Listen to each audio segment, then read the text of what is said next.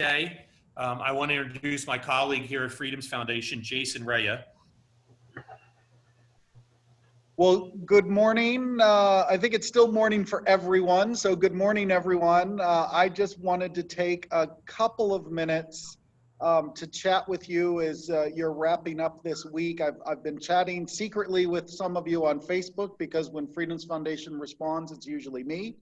But first, I wanted to say thank you to all of you for being here this week, for sticking with the program. I know some of you have been registered since the fall, and we're really looking forward to coming to campus. For those of you who haven't been, the picture behind me is our campus in Valley Forge, and we look forward to welcoming all of our new teachers to campus in the future. And all of our alumni teachers, we look forward to the opportunity of welcoming you back. And Dr. White was just saying that he would very much like to come visit campus, and we want to make that happen as well. In addition to thanking you, I really want to thank Jean and Jen and Kim, particularly for all of their hard work in making this happen. The pivot from a live on-campus, in-person program, something we've been doing as an institution for more than 5 decades, we know how to do. Doing online in a matter of a few weeks' time was a quick pivot with lots of potential pitfalls, but Jen Madden came in to make that possible. All of our speakers have been incredible about making that change, and we really appreciate everyone who has contributed to making this week possible. The other reason I wanted to chat with you for just a couple of minutes is really in response to a question we get all the time when we have teachers at our programs, which is, what can we do to help? And the first thing I'm going to say is, if you've had a good week, if you've had a good experience, even the abridged version, the virtual version, if it's been a good experience for you, please, please, please tell your colleagues.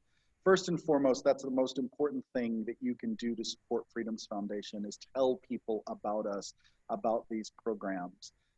Because we want to always, we want you to come back, but we also want to be bringing in new teachers, and so they can experience this.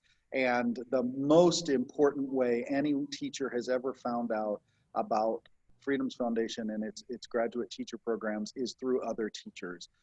Yes, we do advertising, we do Facebook, and we do lots of emails, and but the most important is teacher to teacher. And so if you've had a good week, please tell people. And I know in the fall, Jean and the team will be posting what we'll be doing for 2021. Some of it will be repeating this programs we had this year that we wanted to do live and in person, and there may be some new stuff there as well. So that's number one. Number two, as many of you know, particularly our alumni who are returning teachers, we have been doing this for a long time. It has always been free to teachers, but that means there's a lot of fundraising that we do to make this happen, and we have some amazing longtime partners, people like the Bradley Foundation and the Murdoch Charitable Trust, as well as others who make this possible. And lots of individuals, including individuals who are members of our chapters, chapters who sponsor teachers. You know, it's a real concerted effort to pull this off. And a normal summer of 5 programs, we're looking at over $500,000 to run those programs. So a couple of years ago, very much in response to teachers asking what they could do to help, we created what we call the Joshua Chamberlain League, and that's who's behind me. My favorite mustache in all of American history is Joshua Chamberlain. This is our teacher alumni group. And it serves a couple of functions. One, it's an opportunity for us to stay in touch with our teachers and to offer some special opportunities, including finding out before the public what programs are going to be offered the next year and being given early application to those programs. Doesn't guarantee that you get in, but you get to apply before anybody else. and Jean and Kim then assign those into the slots that are available. And so they're the first to take a whack at the programs that are coming. The other thing is we offer a lot of our speakers on video behind a paywall that's exclusively available to Joshua Chamberlain League members. And so you can use those in any way that you want. You can use bits of them in your classroom. You can use them to host a watch party on Zoom because you've got nothing better to do, because yeah, teachers have nothing better to do. But it's another resource for you and for your classroom. The donation for joining the Joshua Chamberlain League is $36 for a year. That is essentially a dime a day, $3 a month, and it gives you, as I said, access to this alumni group, to the videos, to early application, but it also supports the programs. Every dollar collected for Joshua Chamberlain League goes towards scholarships for the next summer. So last summer we had about $25,000 in donations from teachers that went forward to helping to fund this year's programs, including the new technology costs and all the things that have gone with it. And so it allows us to keep the programs free for everyone. So normally what we do when we're in person, our teachers, participants like you have made a $150 deposit. And so we offer to take the donation out of that deposit. So if you want to donate $36, we take it out of the deposit. We return $114 to you instead of $150. For those who would like to do more, you can donate the entire $150. It's a 5-year membership. And it is incredibly generous and incredibly helpful. So for those of you who did make a deposit as part of early registration, that is still in place. You can indicate you'd like to do a year or donate the full 150, and we'll do that and we'll process that. For those of you who, because you registered for the virtual program and we're not required to make a deposit, you can make your donation either by credit card or electronic check. And in your mailbox after this program, after this session ends, you should have an email from us that explains everything about the Joshua Chamberlain League and how you can indicate that you would like to join and how you would like to make your donation. So again, let me say in advance, thank you for your generosity. We know teachers are some of the most generous people that we work with, both in sharing their time and talent and in sharing their treasure with us. And we really genuinely appreciate that. And it helps us to guarantee that we continue these programs next year. So that's enough from me. Thank you so much. Look for the email and enjoy Dr. White, and have a great rest of your summer. Thanks so much. Bye-bye. Thank you very much, Jason. And let me begin today by saying we're going to build in a lot more time than yesterday for your comments and questions. And let me also, before I start, thank first Jen Madden and Jean Hallis for all the work they've done to bring this together this week. I really couldn't have done this without either one of them. And I admire what they do. I also very much admire all of you. I only wish that we have been able to meet in person. And here we are in the midst of a pandemic and probably the greatest national crisis in a generation, maybe more since World War II. But here you are, dedicated teachers wanting to be even better teachers, and all of you are great teachers. So I want to thank you for your participation. I really admire you, and I think the entire country has come to a better appreciation of the work that you do. And I think a lot of parents have realized that they're not as effective teachers as all of you are. So thank you, thank you, thank you for everything that you do. Today, I actually want to start in a little bit different way. We're going to first, let me tell you, we're going to talk about where we've been and where we're going. We have very good 2020 hindsight and not so good 2020 foresight. But let me begin this way by asking you two questions, and you can unmute yourselves if you want to put up your video. That's fine. But how many of you think that the 2020 election is the most important election of your lifetime? Why? And do you believe your students will think that this election is extremely important? And why would that be? So I'm willing to take any comers. Teachers are never shy about talking, I know. So what do you think?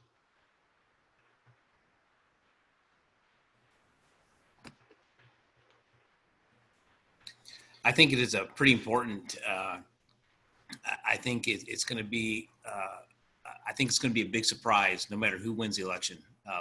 The other side is going to be surprised, and and no matter which side wins, I hope the other side doesn't react in a very irrational way. But I'm afraid of that. So that's kind of my 2 cents. The most important in my lifetime, I don't know. That's tough to tell. It's going to definitely be the most heated, maybe, or I don't know what adjective you can use, but yeah, I think whoever wins is the president right now is a tough job. Whoever wins this election in November is going to have even a tougher job, I think. Oh, yeah.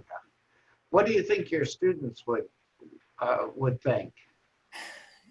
I don't know. I think they're aware of it. I think a lot of the students that I teach are only, maybe the seniors are more keen to it. I think the freshmen, hey, I go to school. I don't know that they have a big site. I could be very underestimating that. I teach junior ROTC, so I'm not a history teacher or anything. But I think they're aware of it. I don't know that I don't know if they're quite as aware as how big it's going to be. Right. Thank you, Robert. Somebody else. I think we're in a host of paradigm shifts, like from technology, even social, political. It's all bleeding into the political, and it's just causing massive turmoil. So I don't know if this one may be the biggest election, I guess, in my lifetime, but it's definitely, we're definitely realigning everything. Yeah. No, I think that's absolutely right, Timothy. There's no question about it. You think your students think it'll be big and important?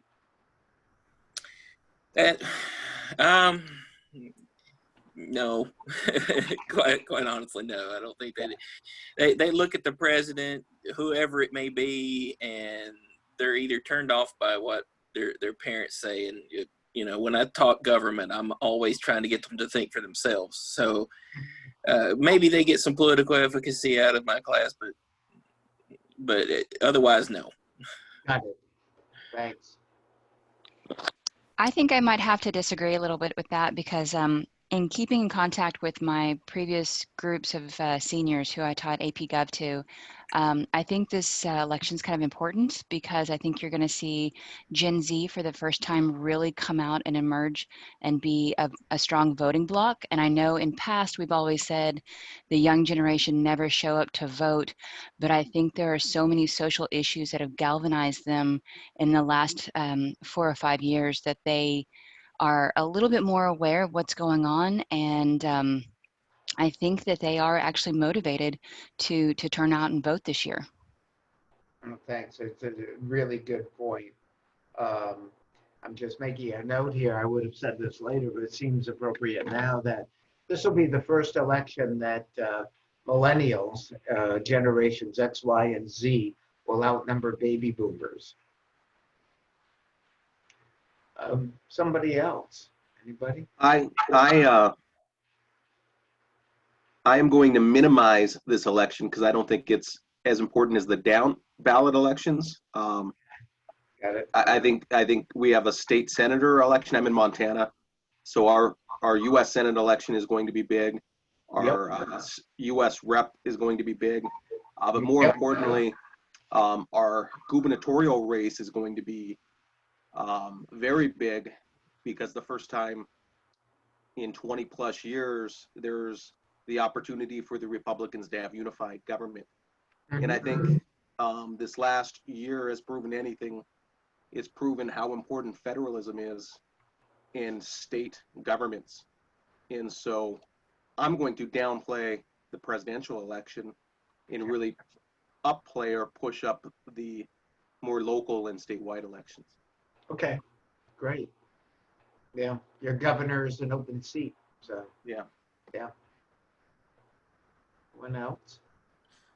I would say that it's very important election, and taking the opposite side is if you look at it globally, and that we realize that, hey, you know what? The whole world is watching this, and they're evaluating, hey, do we want to continue to use the United States or look up to the United States as a leader, or do we just go our own way and form our own group? So I would say that it's actually going to be very important from international relations standpoint. It's a great point. And really that international side dates back to the Cold War. Interesting point that Harry Truman was the first president to outright say that his inaugural address was addressed to the citizens of the world, not just the United States. I think I saw someone else wanted to chime in. Yeah, I think it's going to be a big election. I think there are race relations issues. Likely, the pandemic is going to get worse by November. I think there are constitutional issues about the limits of the presidency, and there's likely a Supreme Court justice position that's going to be at play in the next 4 years. So I think I'm 52. I think it's the biggest presidential election in my lifetime. I teach freshmen mostly. I think they'll see it as a big election, but largely just because I anticipate that it's going to be very contentious. Oh, definitely, without question.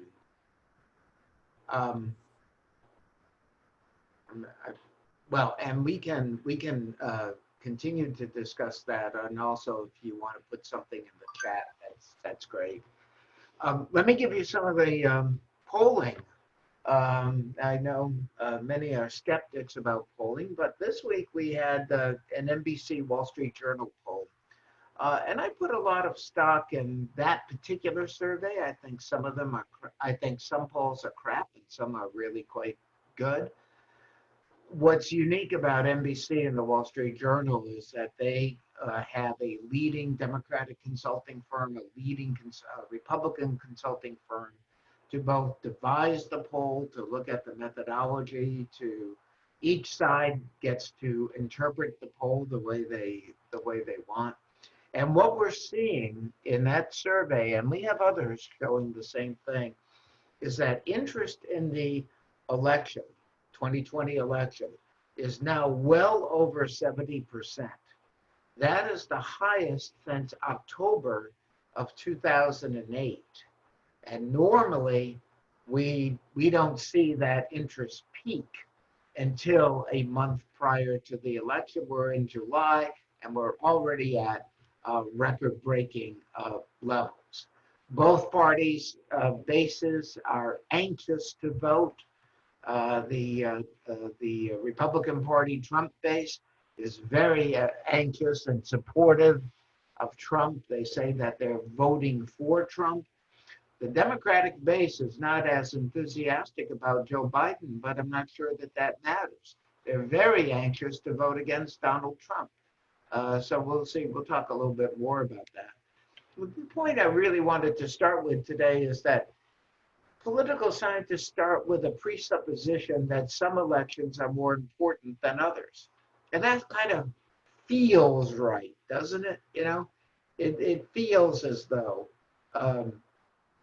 this election and others in history, right, were really important. Think of the election of Franklin D. Roosevelt or the election of Abraham Lincoln. the election of George Washington for that matter.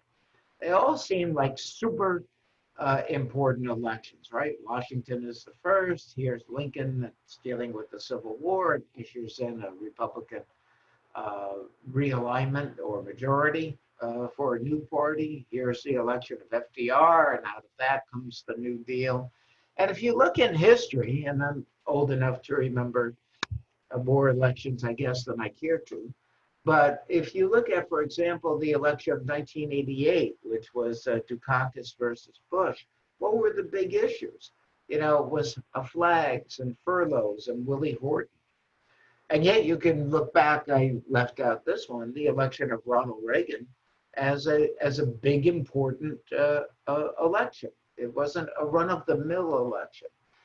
Political scientists started to call these critical elections. And then they came up with this term of party realignment. So in other words, if we take our election history going back roughly to 1800 and up through the present, we see periods where one party dominates. And that party domination, basically this realignment, has certain criteria that political scientists have assigned to it. The first is that you have a very short but sharp spike in voting for one party and a sharp downturn for the other. We saw that in 1932 with FDR, for example. So a very short, sharp spike that lasts. We have in realigning elections a high degree of social and economic crises. A Great Depression in 1932, a pending Civil War in 1860. So you have a period of crisis, both either socially or economically or both. And we've got all of that now. We've got an economic crisis that's related to the pandemic. We have a crisis over race. You know, it's those factors seem to be coming together. Realignment is often preceded by major third parties. So if you look at the 1860, of course, the Republican Party was a third party. In 1856, it becomes a majority. If you look at the Roosevelt election, there were progressive third parties that actually did quite well in the 1920s. If you look at 1968, George Wallace, the governor of Alabama, ran as a third party candidate and got 13% of the vote. So sharp change, social economic crisis, third parties, and then realignments last every 28 to 36 years. So if we look at history, we see 1800 to 1828. This is the period of Jefferson's Democratic Republican Party that's dominant. Again, though, it's a nascent party system. It's starting to fully form. But by 1828 to 1860, the 28 being the Andrew Jackson election through 1860, again, now it's the Democratic Party that's dominant. There are a couple of Whig presidents that get elected for special reasons or special circumstances, but it's the Democrats that dominate. And then we have the turnover in 1860 to the Republicans. And so from 1860 to 1896, the Republicans are the more dominant party, but we still have several close elections. So only in that 1860 to 1896 period do you have Grover Cleveland, who's able to be elected president twice, and he was in a third election in the middle of his terms, where he won the popular vote but lost the Electoral College to the grandson of William Henry Harrison. So even though Trump is the 46th president, we've only have had 45 men actually occupy the office. When we get to the election of 1896 and William McKinley, the Republican narrow majority becomes a super majority. And that's precipitated through a financial crisis that was very similar to 2008. And from 1896 to 1932, only Woodrow Wilson is able, thanks to the third party run of Teddy Roosevelt, and then very narrowly in 1912 with Roosevelt, and then in 1916, very narrowly win the presidency. And then from 1932 with Roosevelt through 1968, here again, Democratic Party dominance. Only Dwight Eisenhower wins the presidency for his charisma, the Korean War, 1952, 1956. If you notice, there's this rhythm of 28 to 36 years. This rhythm of politics. I once had a friend, and he used this analogy. He was a big baseball fan. So he looked at elections in terms of 9 innings, in all of these periods, 1828 to 60 and 60 to 96 and so on. And he found that the score was consistently like 6-3 or 7-2. In other words, the major party, the dominant party, was winning 6 out of the 9 elections or 7 out of the 9 elections. So when you look at these broad periods, then you're looking at, a party that's dominating and a party that needs excellent candidates, special circumstances, war, corruption, or the major party has a poor candidate for president, whatever. In 1952, the Democrats really couldn't agree on a successor to Truman. So when you look at all of that, it's like, okay, here's this broad sweep of our history. And here you have a period of 28 to 36 years. Now, in 1968, the New Deal had started to run its course because you had Americans that had moved from city to suburb. You had in 1968 a Vietnam War. You had the emergence of social and cultural questions. The questions about crime, questions about drug use, questions about pornography. In this book, by the way, The Real Majority, they referred to this in 1970 as the social issue. And they saw Richard Nixon able to capitalize on it, in part through his emphasis on cultural values and the need for law and order. If you look at the living room candidate site that's in the classroom link there, you go to the 1968 ads, and the Nixon ads are about rioting, about lawlessness, and so on. And Trump is now trying to echo something quite similar. So from 1968, really, if you think about this through a 36-year period, if you take that as the outside limit, right, that gets you to 2004. And you could argue that Bill Clinton is the exception because you've got Republican presidents that dominate between Nixon and Nixon Ford and Reagan 2 terms and the Bushes. But then you get to the end of that period at 2004. Does 2008 represent the beginning of a new era or not? If so, well, where does 2016 fit? And does it fit? And political scientists really debate this question about party realignment and the presidency. There's another presidency scholar that says also agrees that presidential elections, some are more important than others. And the most important elections, he argues with a little bit different analysis, is that you have the presidents that affect regime change. In other words, they're the ones that change the agenda of politics in a big way. And he argues that Ronald Reagan is a good example of that. And so is FDR in different ways. If FDR is government is the solution, Reagan is government is the problem.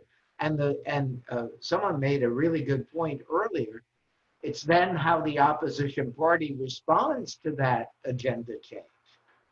And if you notice with with Bill Clinton, he said, I'm a new Democrat because I don't believe that government solutions should be the first and foremost thing. I don't believe that we should go back to the old New Deal. I don't believe that we should reject all of what Ronald Reagan has done. And there were a whole bunch of new Democrats, not just Bill Clinton, but Al Gore and Joe Lieberman that said, yeah, we need to modulate our response to this change in agenda. So regime change elections like Andrew Jackson, Lincoln, FDR, Reagan, those are really important. So these presidents in time, they're kind of like the super presidents, if you will. And then you have the presidents in time that sort of extend what the regime change election did. And here you can think, for example, of John Kennedy, especially Lyndon Johnson. Let's get stuff done that FDR couldn't get done. Johnson, civil rights, Medicare, the whole Great Society. Johnson basically did a lot of the business of the New Deal that hadn't been done. And then you have presidents that are elected in an unfortunate time, where it's the end of the regime. And Jimmy Carter is a terrific example of that, because the Carter election was very unique because of Watergate, trust, and people were really, really interested in making sure that they had a president of character after the Nixon experience, and Carter offered that to voters. But Carter was at the end of the New Deal coalition was beginning to fade in history by 1976. It had lost its power, its ability to deliver. And you see these tensions that are emerging within the Democratic Party between Carter, who's saying, well, government can't do everything. If I'm going to offer health care, it's got to be very limited. And Ted Kennedy that says, no. We want more government, bigger government. And as you remember, they had a very contentious primary. So it raises the question, is this notion of presidents in time, the way we think about it in history, still valid? Is the time compressed now? And this notion of let's divide these elections into these big blocks, is that really still relevant? That is a question. And there are political scientists that don't like this division of history that way. And I'll be very honest with you, the division of history that I presented of 1800 to 28, 28 to 60, 1896, 1932, 1932 to 1968, that remains the dominant thinking of political scientists, the way they like to think about elections. But it misses a great deal, that a lot of elections are just, there's nuance here. But one reason I also think it remains popular for political scientists is that it's easy to teach. So all you have to do is get your students to remember the year breakdowns, the dominant party, the major issues, and you're kind of good to go. And I just would say, this is the dominant thinking. And it's the question that we always ask after every election. We'll ask it after 2020. Was this a critical election? Was this a realigning election? Was this election that changed American politics forever, one way or the other? And the problem here is that we can all offer answers. One of my assignments after the election is over, and I'm not promoting this, but just to give you an idea, I have a good friend, another political scientist named William Crotty, who since 1992 has done a paperback book with political scientists contributing to it. So we have the election of 1992, and he is putting together the election of 2020. It will have chapters on money and the nominating process and so forth. And my assignment is to write the concluding chapter called The Meaning of the Election, which of course I did in 2016. And I think about this a lot because obviously I have all kinds of notes thus far, even though the election hasn't happened. And of course, everything may go in the trash by the time November 3rd has come and gone, and the month of November has come and gone. I'll get back to that. It's the most challenging. I take the assignment, by the way, because it is the most challenging thing, and it's not a book that deals with, other election books deal with what I call who shot John, who did what to whom, and so on. So this one tries to cast it in a larger light.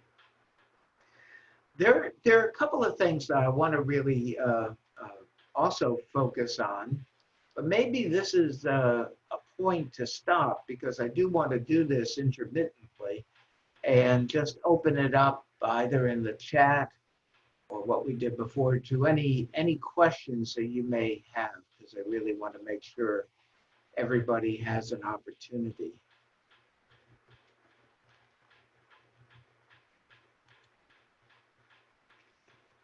So I'm not seeing anything. I don't have anything in the chat, John. So Okay, so I will press on. Actually, I have a question for you. Yes, Tim.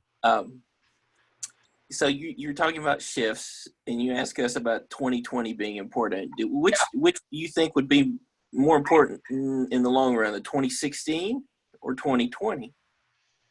I tend to lean 16 myself. Okay. Well, of course, I can weasel out by saying, well, I think both are important. I think both will be important, but in different ways. Let me hold off on giving a complete answer to your question, because I will get there. Sure. Okay. If we look at I'm going to look though at three big coalitions in our history. And then I really want to focus on, as Tim was asking, on 16 and 20. But if we look at three big ones, the place that most people would start is with the New Deal coalition. And this coalition was big, important, and huge. It encompassed immigrants. Immigrants had started to come, the Irish started to come in the 1840s. From 1890 right up through 1924, we had the biggest amount of immigration, or the largest number of immigrants ever to come en masse in the country's history, even outdoing the Irish, and they came from Eastern, Central, and Southern Europe. I use 1924 deliberately because the Republicans controlling the presidency and Congress decided that they were going to sharply restrict immigration from certain parts of Europe, and that from places like Italy and Poland and so on.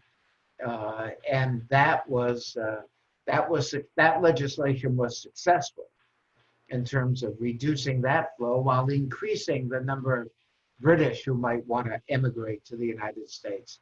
You know, the immigration debates are not new in American politics. We want the right kind of immigrants, right? Even in the 1850s, a third party said, oh my God, the country's changing. We have too many Catholics. So you really get, you know, the know-nothing party of the 1850s that largely ran on immigration. So that was a big part of the New Deal coalition. Immigrants, Catholics, big city voters, labor. You know, labor accounted for, at its peak, almost 4 in 10 of all workers.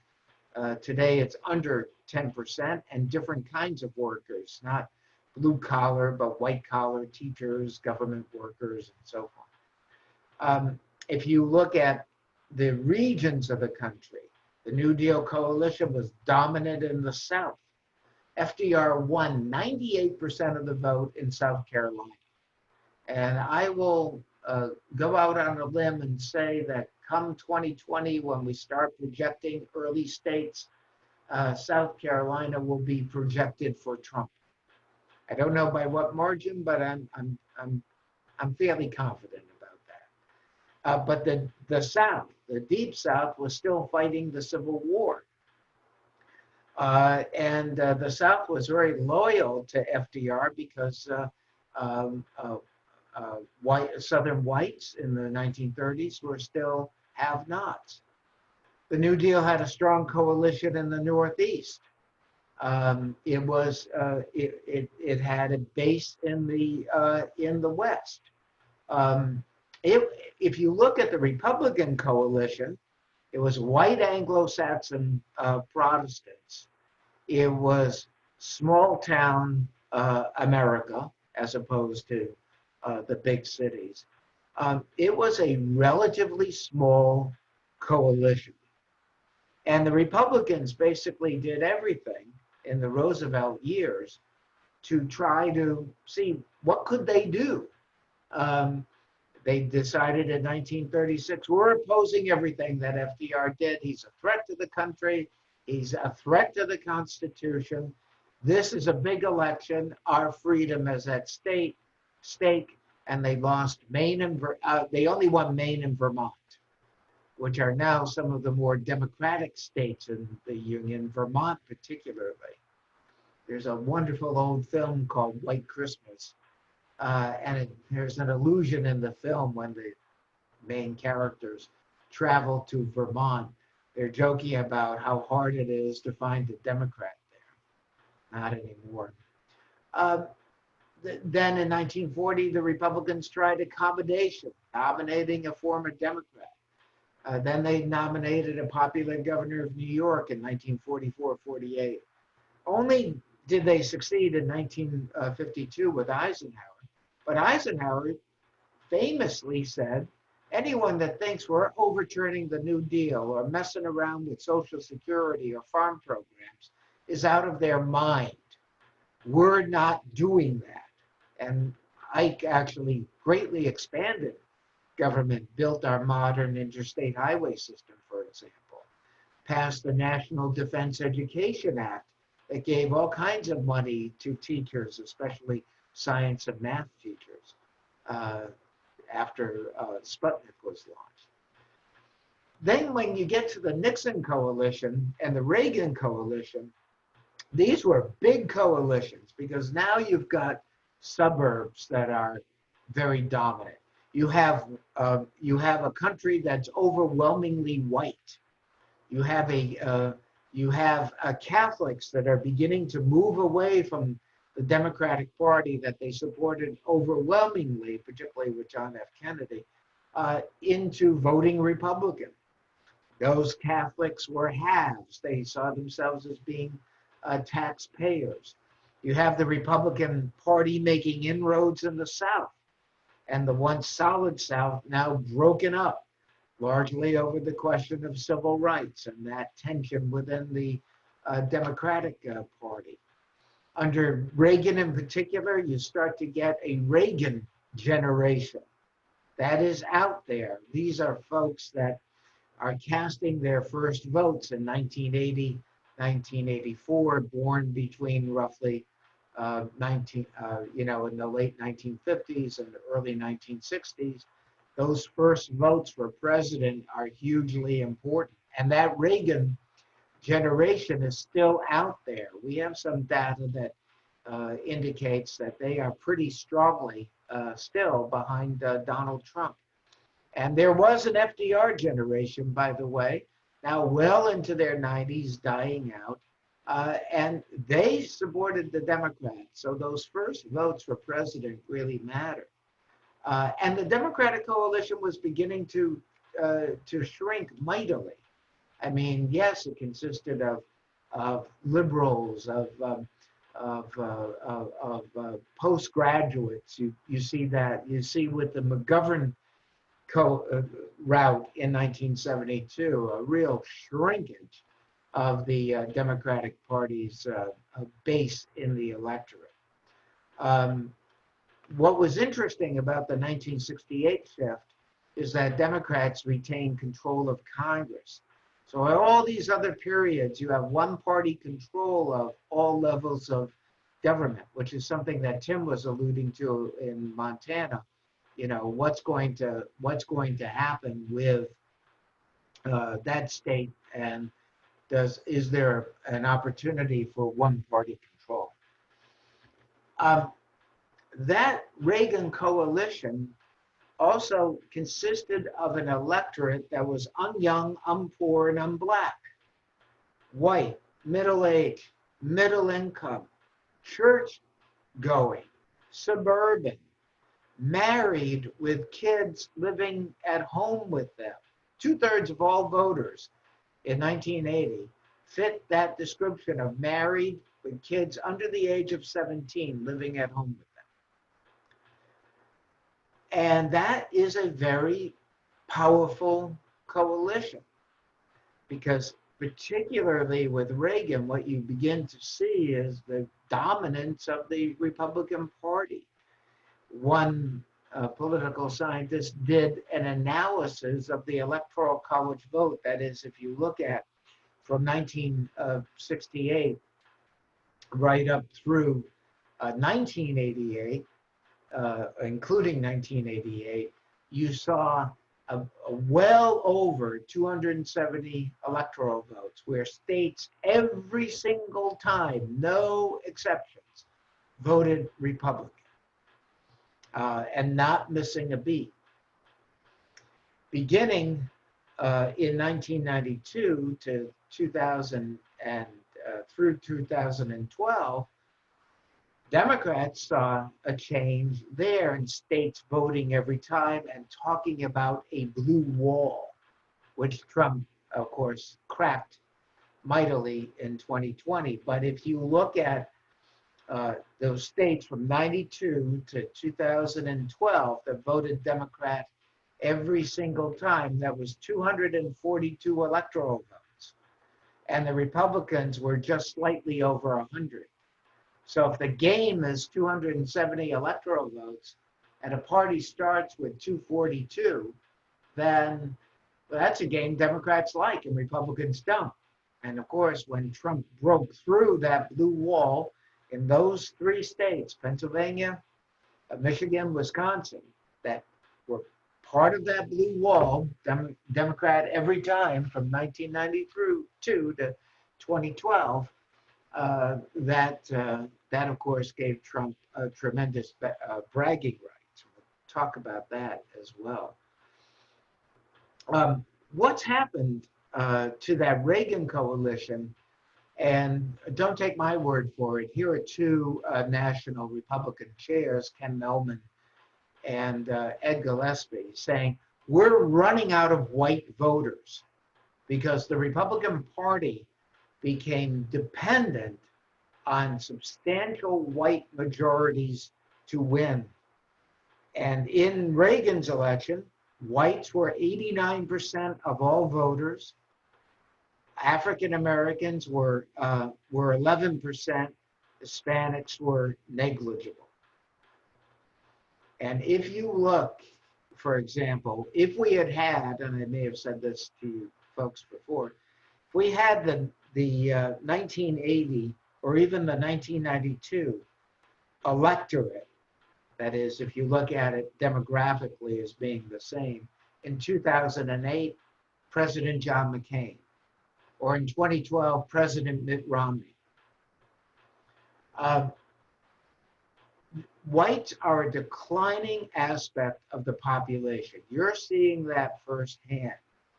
And by now the years change according to the Census Bureau, but either by 2042 or 2044 or 2050, whites will be a minority throughout the entire United States.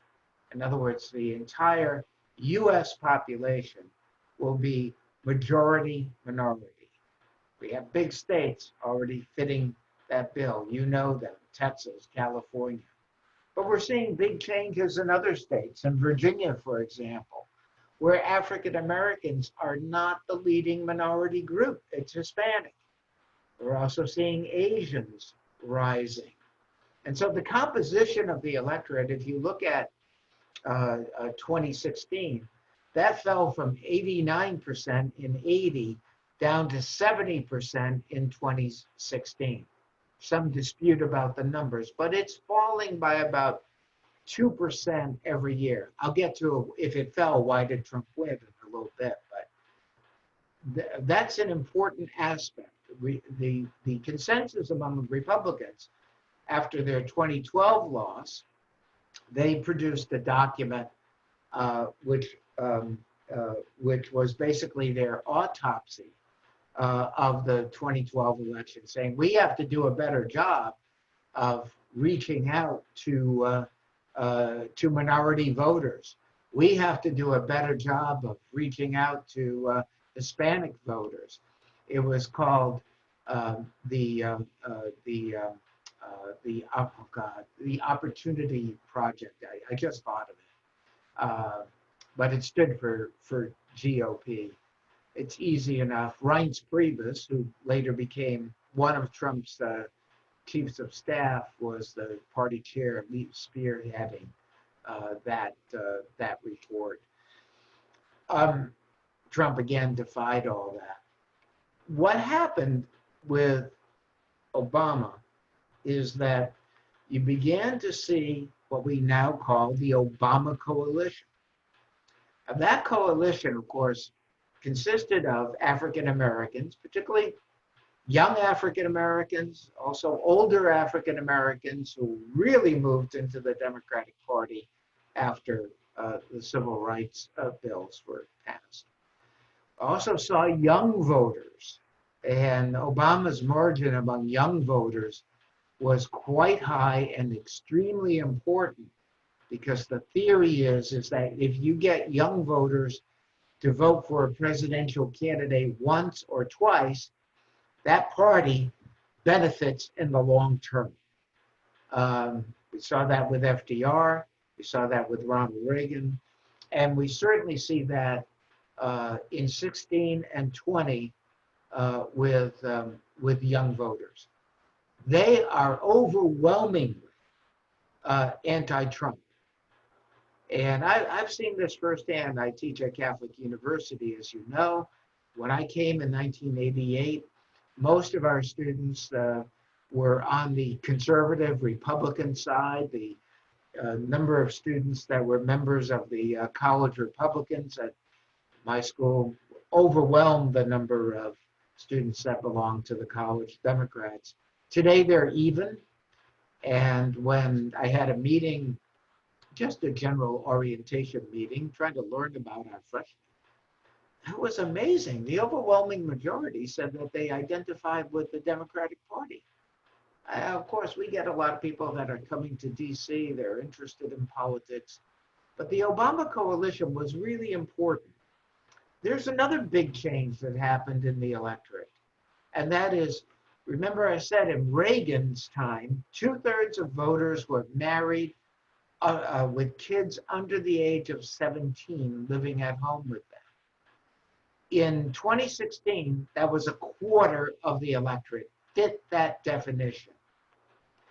The so-called nuclear family of mom, dad, kids, only a third of voters, when asked by a very well-respected pollster to define what the term family meant to them, said mom, dad, kids. The number one definition was love.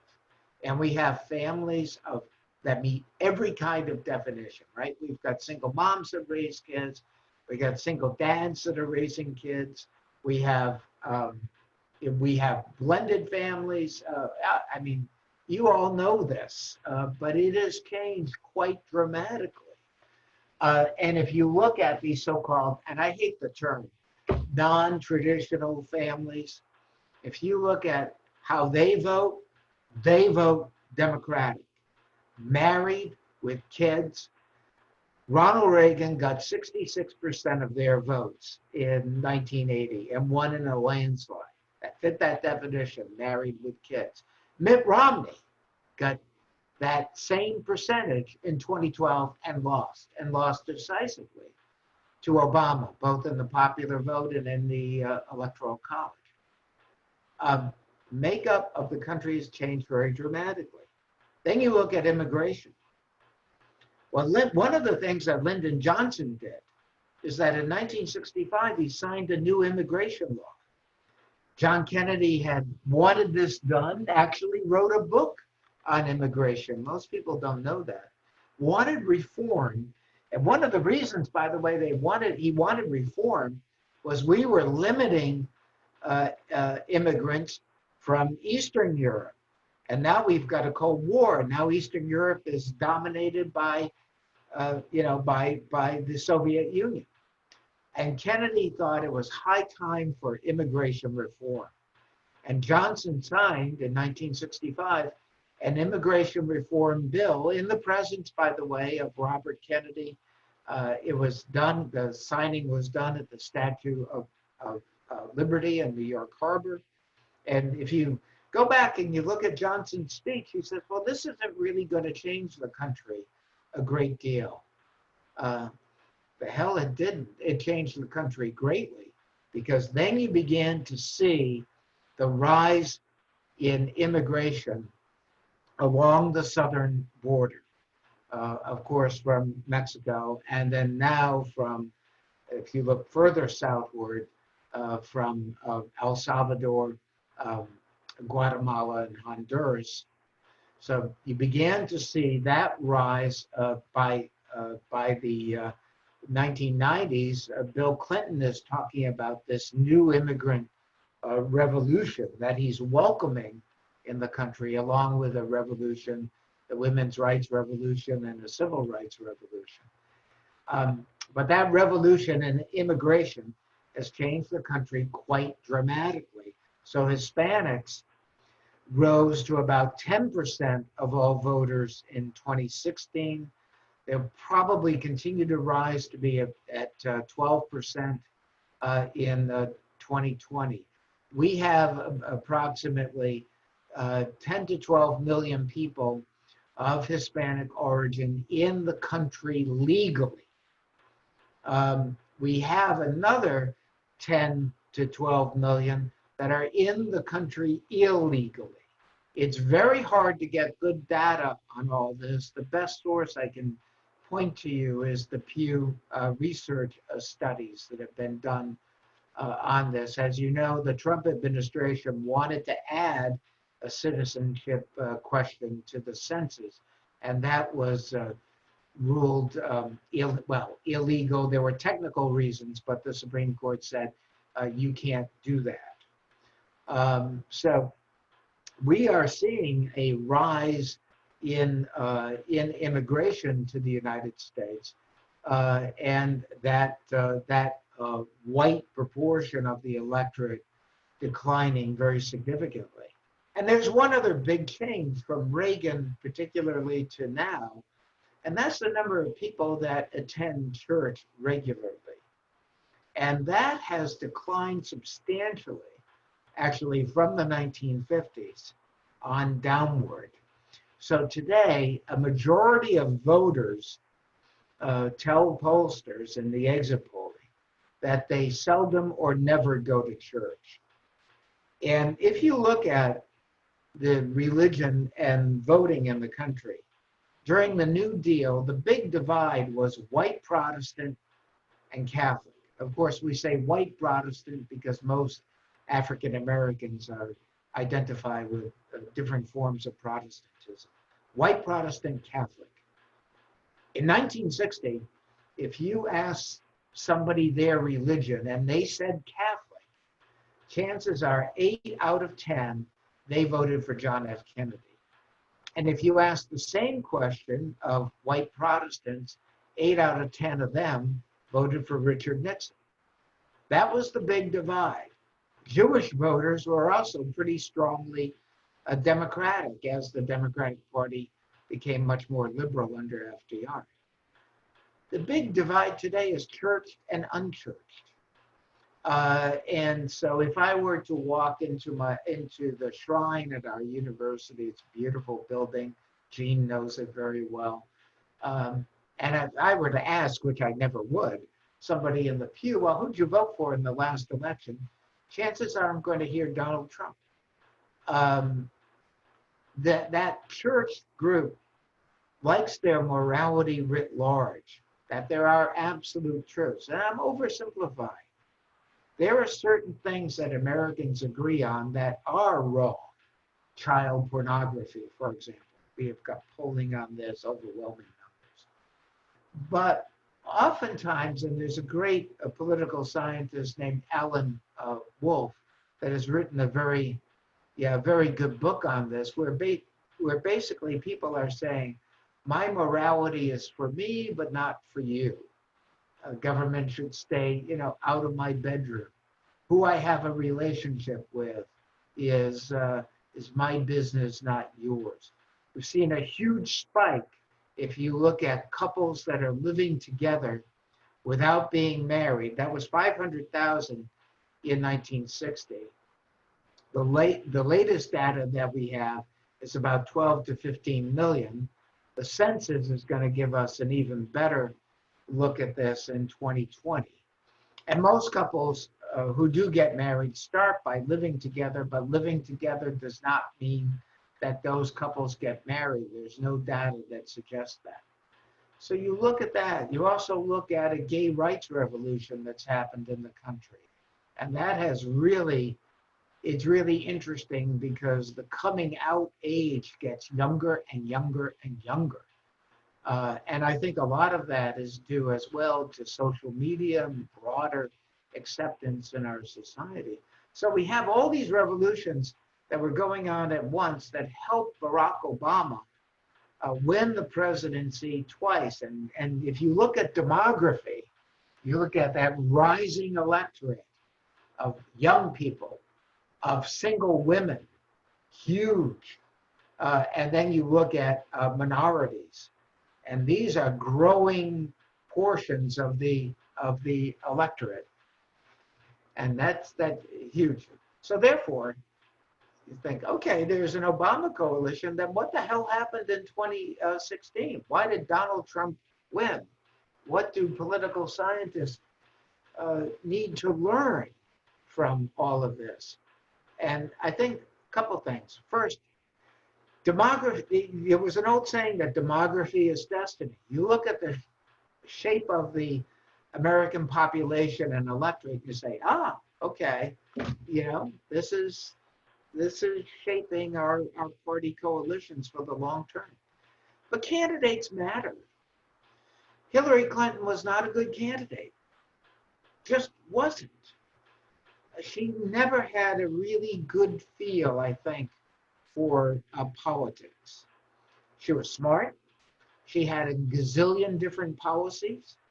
If you asked her a technical question about governing, she could answer it well, but was not a good candidate and believed too much in the blue wall, so didn't pay attention to Michigan, Pennsylvania, Wisconsin, contrary, by the way, to Bill Clinton, who was warning, there's trouble here. We need to pay attention, but that did not happen. I think the other thing that happened that is very important is that if you look at rural white America, Trump not just beat Mitt Romney's margins in those places, he overwhelmed Romney. So if Romney is getting 50-odd% of the vote in small towns and counties in Western Pennsylvania, being offset by Philadelphia, Pittsburgh, the suburban college counties around Philly, Romney was still losing the state. Trump is getting 70%, 75%. He's killing Clinton in rural white America. And this is a realignment that is continuing into 2020. There's a great survey, and I really like this. So if you live near a Cracker Barrel, you are very likely in Trump territory. If you live near a Whole Foods, you're likely in Democratic territory. It's an amazing set of numbers there. And this goes back to, we found this out after the 2016 election. I think a lot of it is still true.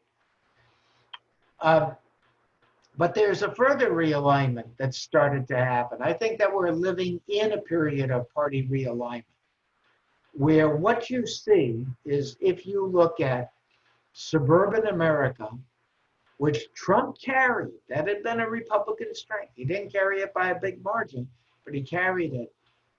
Suburbs, particularly suburban white women, have moved away from Trump and the Republican Party. So a lot of the Democratic congressional gains came out of areas that were areas of Republican strength. Newt Gingrich's congressional district in Georgia is now represented by a Democrat. And there's every sign that that realignment is happening in 2020. And the suburban-rural split is big and it's huge. We also see a big educational split. This was new in 2016 between whites with no college, high school or less, and whites with some college and especially college degree. Big gaps. We're now seeing very big gaps. White non-college educated men are solidly behind Donald Trump. White non-college educated women are still with Trump, but by far less than they were in 2016. College educated, 4 years plus, they have shifted significantly in 18 and 20 to the Democrats. And there's one other group, I mentioned this, and then we can open it up to your questions.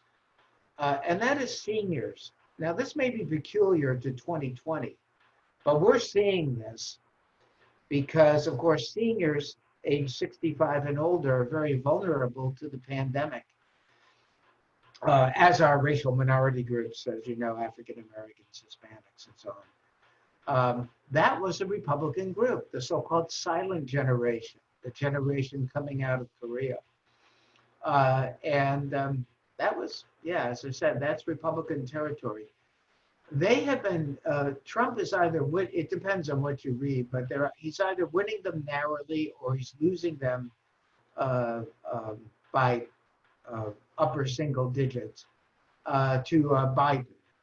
I think again, this is where candidates matter. While Biden was not appealing to young people particularly, he has far greater appeal to seniors, and seniors vote. They do. And the other thing that's interesting here is that a lot of seniors vote by mail. So in places like Florida and Arizona, states that Trump carried, Florida very narrowly, Arizona by a much bigger margin.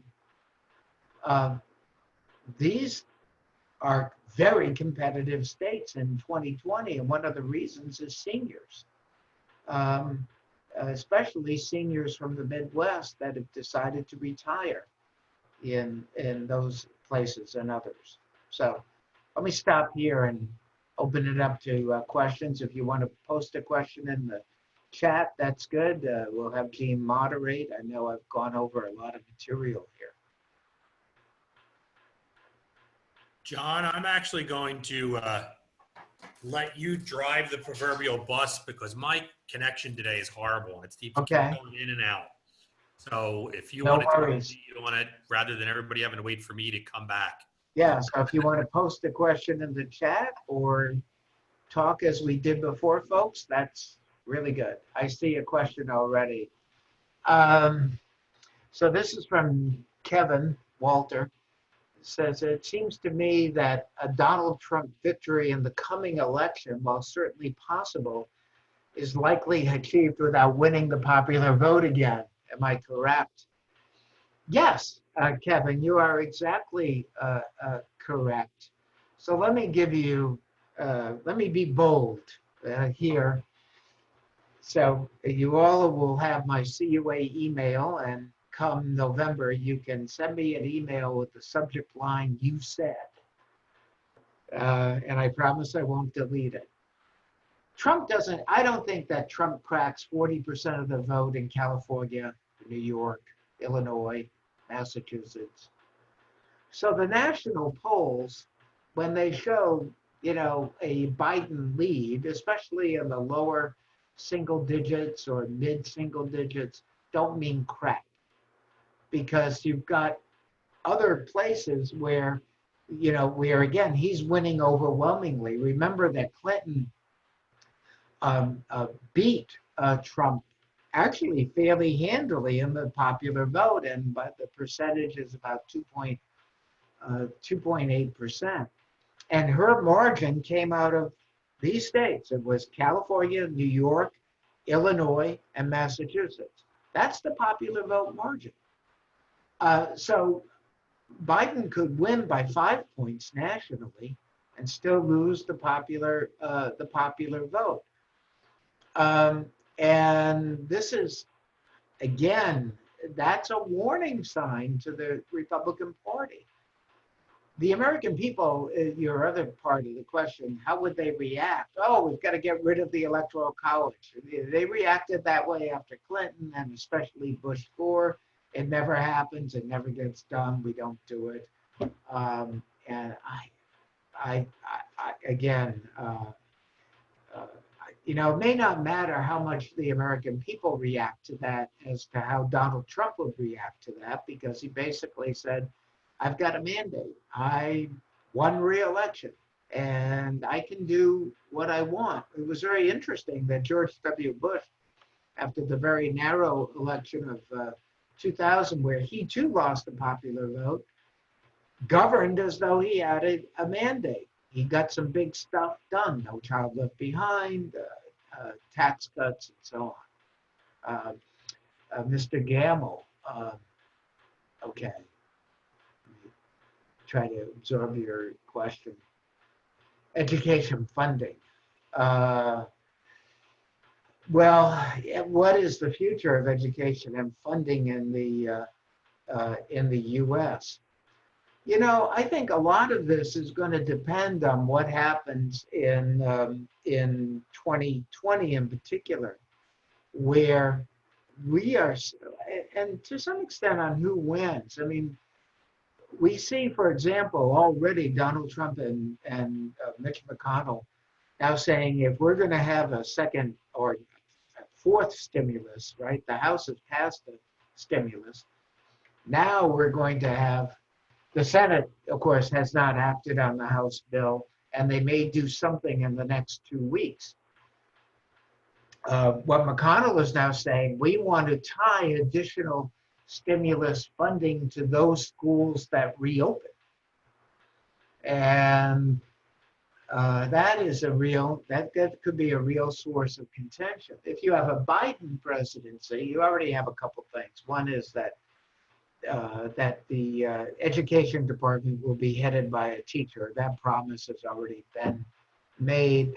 And what you have Biden talking about is not just more money for schools, that is for remote learning, because if you're in a rural community or like Gene, you've got a poor internet connection, you need to build that up.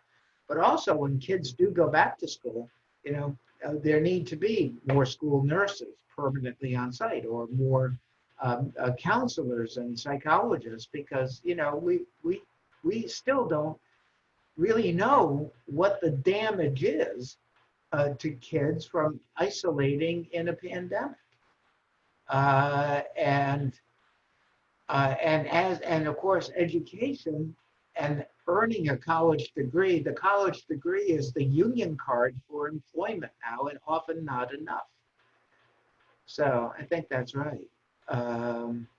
And he makes the point that living in Florida, the hotspot for COVID, opening is terrifying. And I admit I teach at Catholic U, and I'm terrified to go there. To be honest with you, I hope I can do this remotely, and they still haven't decided yet. Accuracy in the polling, which is a great question. How can we trust them? Can we believe them? And I'd say a couple things here. First, one of the things, and this is particularly true for NBC and the Wall Street Journal. So I'm going to tell you a story. I know Chuck Todd reasonably well. And one of the things that he told me was that just prior to the 2016 election, the networks, and he was among them, were basically having private meetings with the leaders of the two campaigns, Clinton and Trump. And with Trump, they had a meeting with Kellyanne Conway, who then was the campaign manager when we got to election day. Because the network said that what they want to know, how are we going to cover this? What are you thinking behind the scenes? We'll keep it all private. And Conway told them, look, we know we're going to lose. If we lose by 5 points or less, that's a big victory for us. Trump never expected to win the presidency. The Clinton people were really confident about winning and put a lot of effort into what the transition was going to be, all for naught. And Trump had no transition, really. He had Chris Christie doing it, and then Chris Christie's work was thrown out because Christie as a prosecutor had put Jared Kushner's father in jail, had prosecuted a criminal case against him. So the Trump transition was chaotic. It was one of the worst ever, which explains why, in part, you had such chaos in the administration. Now, I can go into this, and we can talk more about this if you like this afternoon. NBC and the Wall Street Journal basically said, we need to look at our modeling, and we need to look at particularly rural voters that are voting in larger numbers. They're very committed to Trump, and so they've tried to accommodate in their modeling.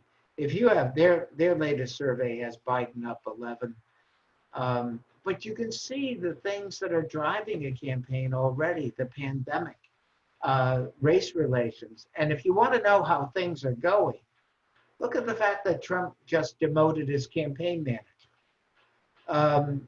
So their internal polling in key states, and remember, Trump won by the narrowest of margin, the total of 70,000 votes combined in Pennsylvania, Michigan, Wisconsin.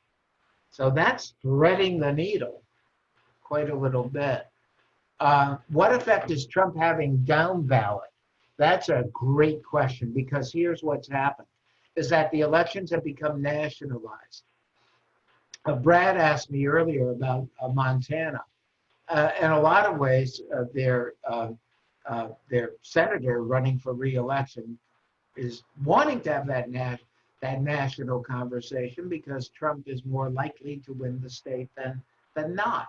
So to tie those things together, if you look at the Democratic candidate, Governor Bullock, he says, well, I'm not really the Democratic candidate. I'm the candidate for Montana. It's going to do right for Montana.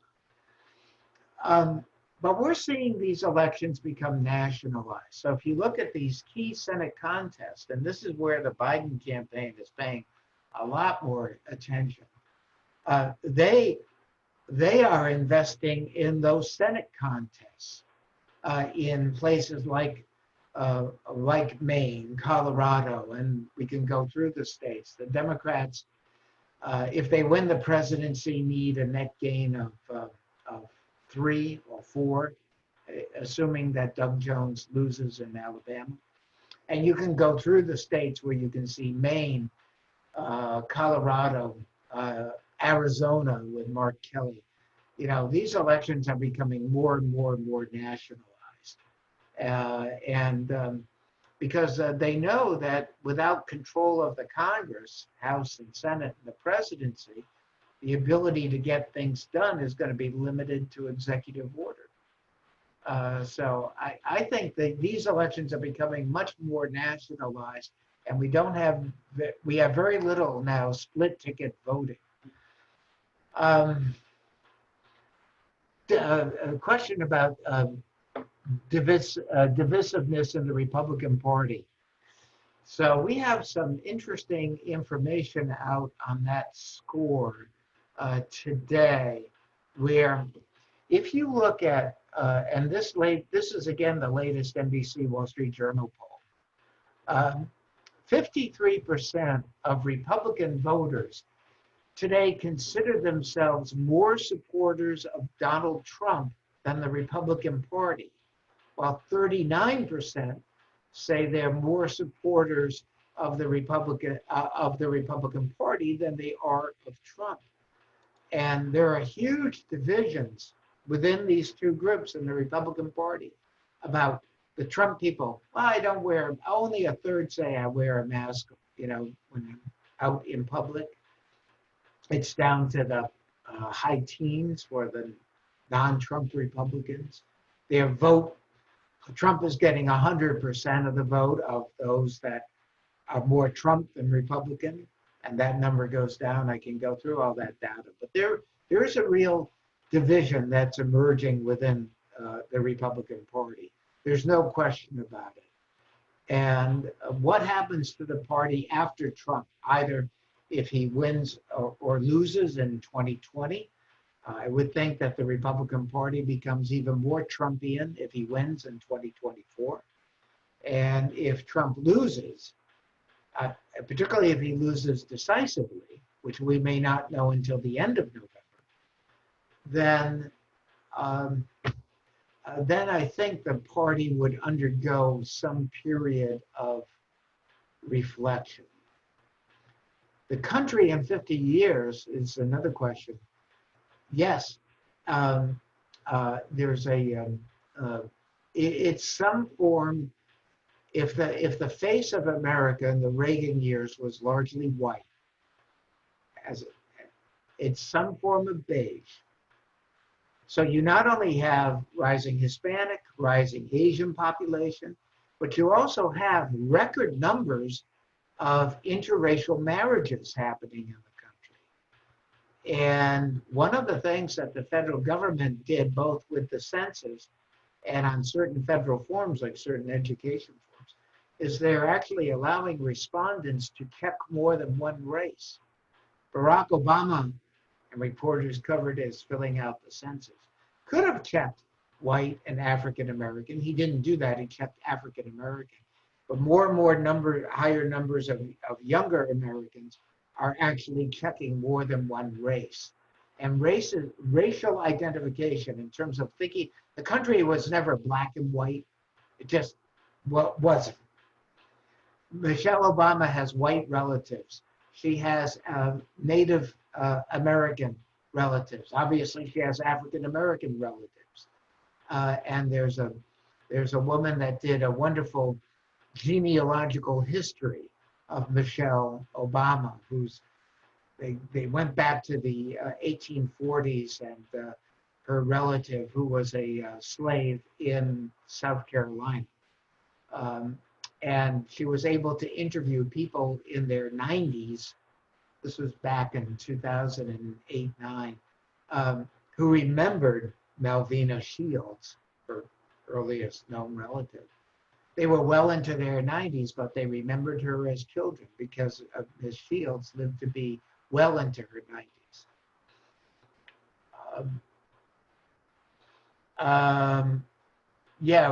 realignments following third-party bids. So is there such a potential? Now, Trump was the insurgent in the Republican Party. It's a good question because Trump seriously fought as early as 2000 to running a third-party campaign. Trump had been a registered Democrat. He had been a registered member of Ross Perot's Reform Party in New York, and of course, a registered Republican. I mean, it's, he has shifted parties and whatnot.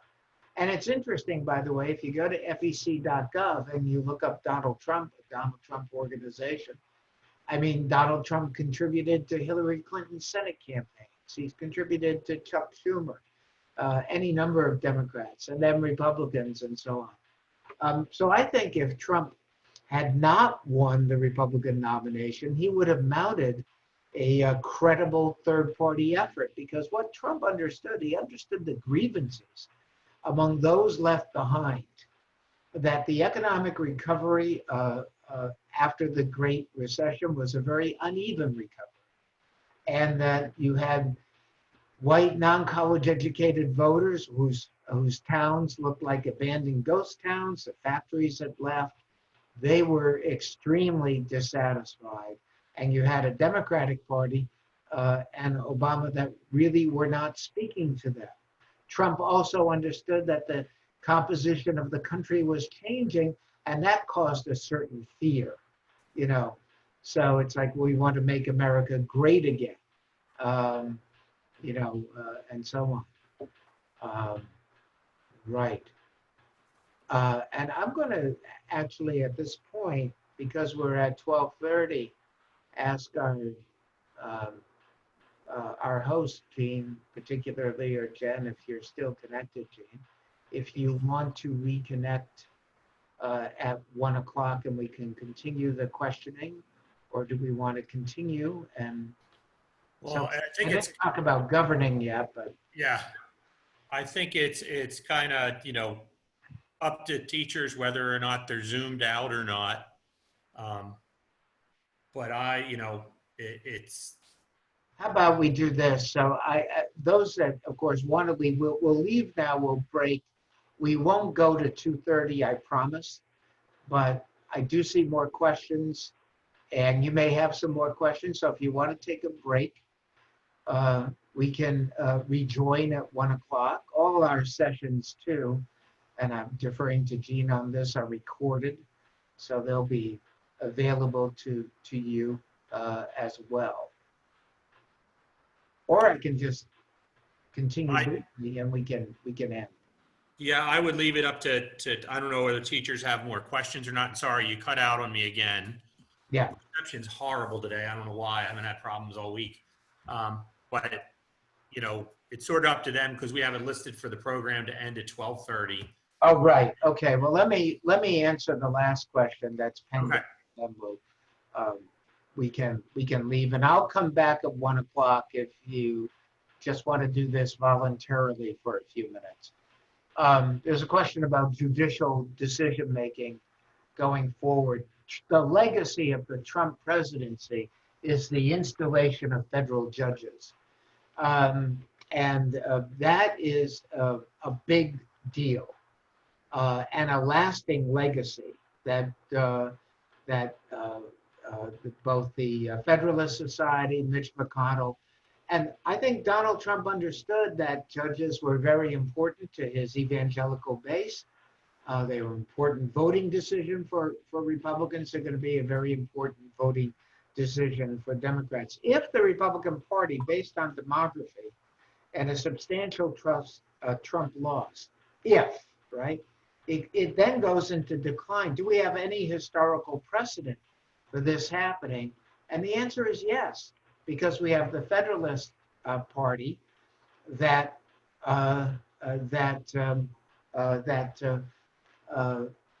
put in the midnight judges under John Adams that gave us the famous case of Marbury versus Madison. The Federalist Party realized that they were going out. So yes, I think and I think Democrats understand that the court is going to be huge. Okay. So it looks like a few people want to return, and I see the polling up now. So, and that's perfectly fine. Let me say to those of you that are not returning, that I want to again express my admiration for all of you for attending today. And yes, indeed, you can actually watch the video at a later time. And for those of you that would like to return, I promise that we won't go on terribly long. We'll just devote this to your time and questions and other things even during the week that you have questions about that you'd like to cover. And there is a different link that I think Jen has sent out to everybody for 1 o'clock. She did. It just All right, well, let me leave at this point. I'll let you guys continue the polling. I'm going to get something to eat and use the bathroom, and I'll come back in 25 minutes.